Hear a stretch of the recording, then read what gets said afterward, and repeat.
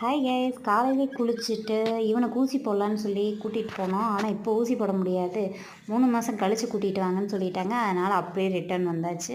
வர வழியில் பூச்செடி வாங்கலான்னு சொல்லி பூக்கடைக்கு போயிருந்தோம். பூச்செடி கடைக்கு போயிருந்தோம். அங்கே முன்னாடி இதை வச்சுருந்தாங்க, அழகாக இருந்துச்சு. இது பேர் என்னன்னு தெரியல. பூ உங்களுக்கு தெரிஞ்சால் கமெண்ட் பாக்ஸில் கமெண்ட் பண்ணுங்கள்.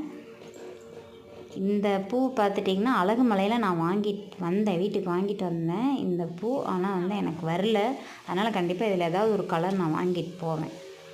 ஏன்னா அந்த செடி எனக்கு வரல. எனக்கு ரொம்ப மனசு கஷ்டமாயிடுச்சு. அப்படியே மாங்காய் மரம்லாம் வச்சுருந்தாங்க. மல்லிகைப்பூ செடி ஆல்ரெடி இருக்குது. மாங்காய் மரம் வைக்கிற அளவுக்கு நம்மளுக்கு வீட்டுக்கு முன்னாடி இடம் இல்லை, அதனால் அது வாங்க முடியாது.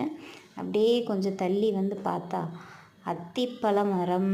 வா, சூப்பராக இருந்துச்சு. நான் பார்த்ததே இல்லை, இதான் ஃபர்ஸ்ட் டைம் பார்க்குறேன். நீங்கள் யாராவது பார்த்துருந்தீங்கன்னா கமெண்ட் பண்ணுங்கள். என்ன செடி வாங்கியிருக்குன்னு சொல்லி இன்னொரு வீடியோவில் பார்க்கலாம்.